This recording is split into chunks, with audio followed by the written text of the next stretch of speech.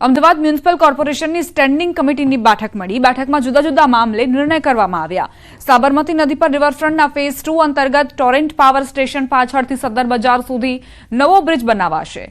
તેના માટે જમીનનો કબજો મેળવવાનો નિર્ણય કરાયો। આ ઉપરાંત એએમસીના વર્ગ 1 થી વર્ગ 3 સુધીના મહિલા કર્મચારીઓ માટે ડ્રેસ કોડ નક્કી કરવામાં આવ્યો હતો। આ માટે 55 લાખનો ખર્ચ એએમસી તરફથી કરવામાં આવશે।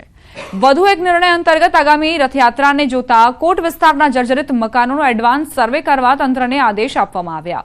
આ ઉપરાંત ભૂગર્ભ જળના સ્તર ઊંચા આવે તે માટે નવી બનતી સોસાયટીમાં પર્કોલેટિંગ વેલ મામલે કડક ચેકિંગ કરવાના આદેશ આપવામાં આવ્યા છે।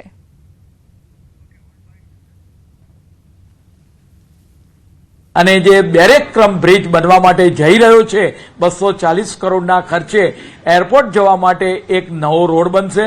ચીમનભાઈ બ્રિજ પરનું ભારણ ઘટશે અને શાહીબાગ અંડરબ્રિજ છે એનું પણ ભારણ ઘટશે।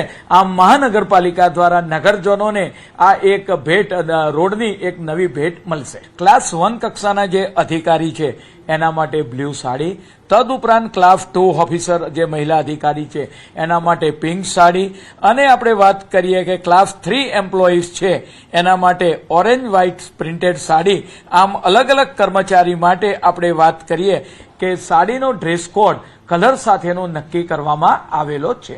ધૂળેટીના દિવસથી આપણે વાત કરીએ 31 માર્ચ સુધી જે લોકોને પાછલી વ્યાજ બાકી હોય, રેસિડેન્સની અંદર 100% વ્યાજ માફી અને કોમર્શિયલ મિલકતની અંદર 75% વ્યાજ માફી 31 માર્ચ સુધીના વ્યાજ માફીનો લાભ લઈ શકશે। અને એપ્રિલ મહિનાની અંદર જે જર્જરિત મકાન હશે એનો સર્વે કરવામાં આવશે અને તેના આધારે આગામી આપણે વાત કરીએ કે આયોજન આ રથયાત્રાનું કરવામાં આવશે। આપણે વાત કરીએ કે લગભગ 3000 કરતાં વધારે જે અરજીઓ આવેલી છે સર્વે થઈને, મહાનગરપાલિકા તેટલી જગ્યાએ પર્કોલેટિંગ વેલ બનાવવા માટેનું આયોજન કરશે। આ મહત્તમ વોટર લોગિંગ સ્પોટ ઘટે અને જમીનની અંદર વરસાદી પાણીની માત્રા વધે એ માટેનો પૂરો પ્રયત્ન અત્યારથી કરવામાં આવશે।